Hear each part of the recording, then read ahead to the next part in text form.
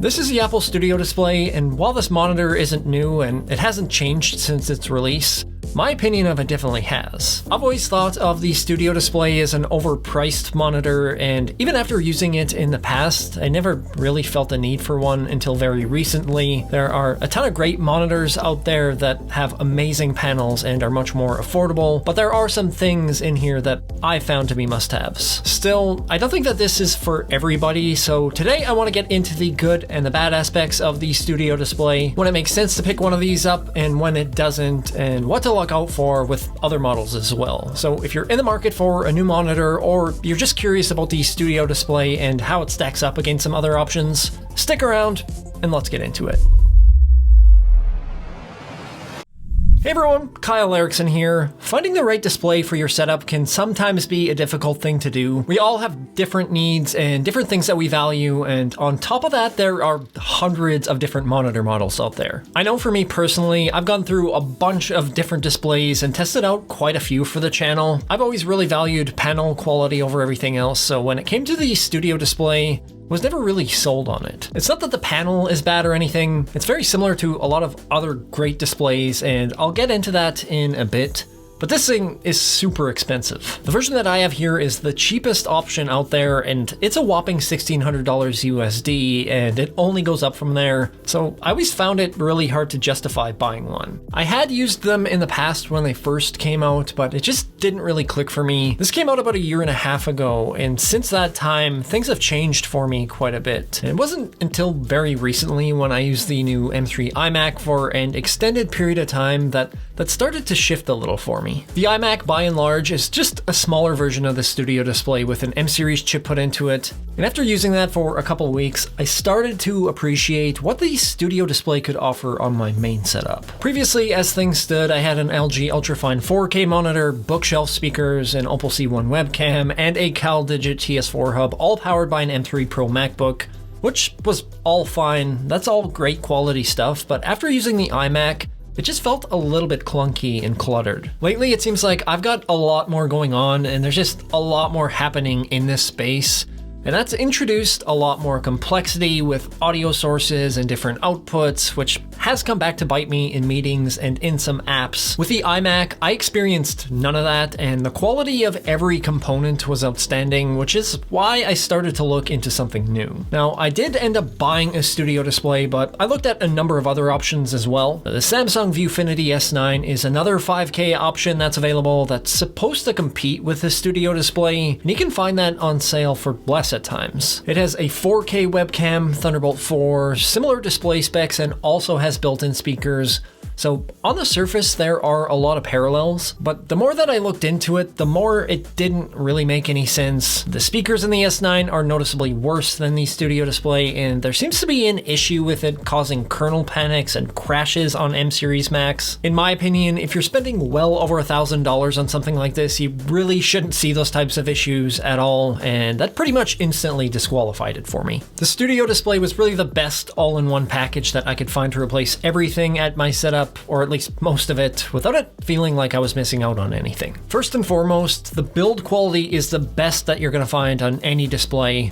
You've got a full aluminum body and stand with whichever iteration that you get. I've chosen to get the stand with just tilt adjustment alone because this will be sitting on a monitor riser, so the extra $400 for tilt and height adjustment just didn't really make sense for me. I could have gone with the VESA mount adapter option for the same price and reused my existing monitor arm, but I honestly really like the quality of that stand, so I'm willing to sacrifice some versatility for it in that regard. The hinge on that stand is quite smooth and easy to rotate, but it's also very sturdy and doesn't wobble at all, which can be hard to find in a display, especially if it has some weight to it. The only real downside design-wise that I can find is the power cable is built into the display, which is a little strange, especially if a wire gets frayed or your pet chews on it or something, you'll have to take it into Apple to get fixed, so you'll definitely want to keep that safe. On the other hand, there's no external power brick, which a ton of monitors have, and those can get pretty bulky and hard to place.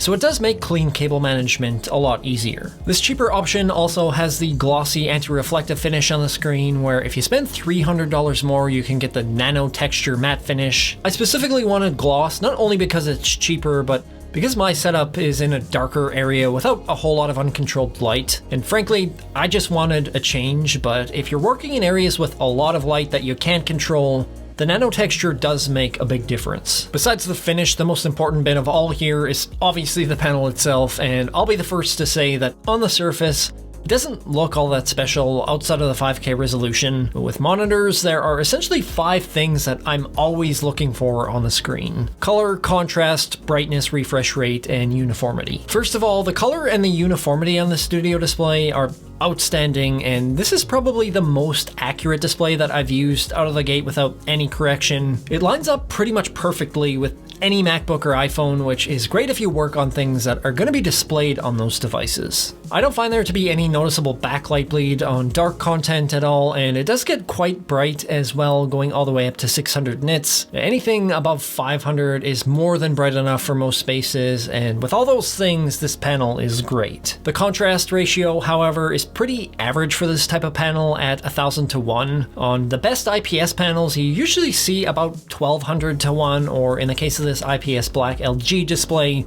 2000 to 1. So you're not going to get the same amount of depth as some other options, and you only have a 60Hz panel here as well. I know a lot of folks want higher refresh rates like 120Hz, but it is fairly common for monitors that are more for productivity or office use to sit at 60, and there is a slight issue with how much bandwidth a 5K resolution display would use up at 120Hz. This monitor only has USB-C inputs, one of which is the upstream port that you'll hook your Mac up to. That's Thunderbolt, so it does have a 40 gigabit per second transfer speed, which is the bottleneck here and wouldn't actually support 120Hz at 5K. With this also having 3 extra ports for peripherals and a functioning webcam and speakers, you'd likely have to jump through a lot of hoops from a technical standpoint, and my guess is the cost would put this pretty far out of reach for most folks. So if a higher refresh rate is important to you, you're likely going to be stuck with 4K options for the foreseeable future. Now, using a 4K monitor isn't the end of the world, and I did want to just briefly touch on the benefits of 5K versus 4K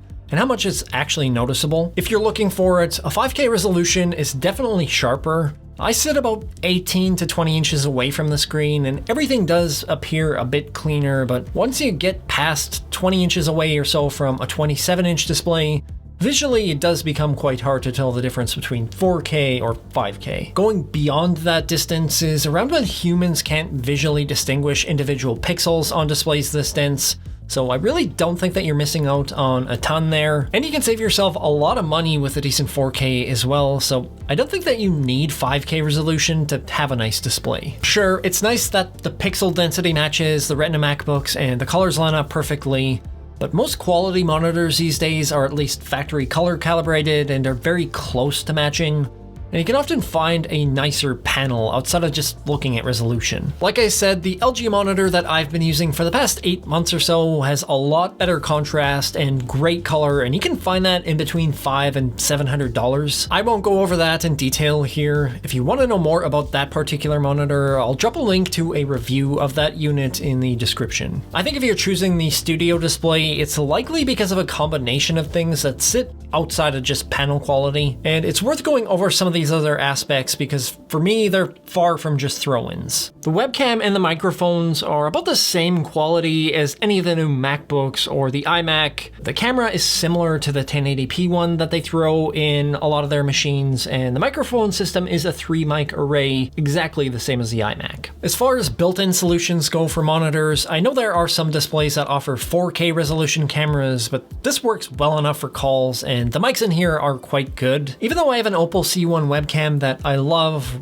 right now I kind of just like having this built in and not having to worry about it being hooked up, and that goes for the speakers as well. If you guys have been on the channel for a while, you'll have seen the bookshelf speakers that I had set up, and those had decent enough sound, but they do take up quite a bit of real estate, and I don't need speakers that big in here. Now, lots of monitors have built-in speakers, but they're usually just mono or stereo speakers with terrible flat sounding audio. The studio display, on the other hand, has a 6-speaker array with force-canceling woofers, and they have amazing sound quality considering they're packed in such a small space. Everything is crisp and full sounding and gets quite loud, probably louder than I'll ever need, and that allows me to dial down the amount of audio related stuff I have attached to my desk, not just with the speakers themselves, but the cables and the power that they're connected to, and I'm just finding it really satisfying shrinking down my setup a little. I think that if that's something that you want out of your Mac, or you're looking for the all-in-one feel of an iMac that's tightly woven into the Apple ecosystem, that's where it really makes sense to get the Studio Display from a practical standpoint. Things are just a little bit more seamless, which is what we'd come to expect from Apple products, and aesthetically, it's unmatched in my opinion, unless you're looking at something like the XDR display, which is over double the price of the Studio Display. That being said, for a lot of folks, these things probably aren't that important, especially if you're using your MacBook open at your desk alongside it.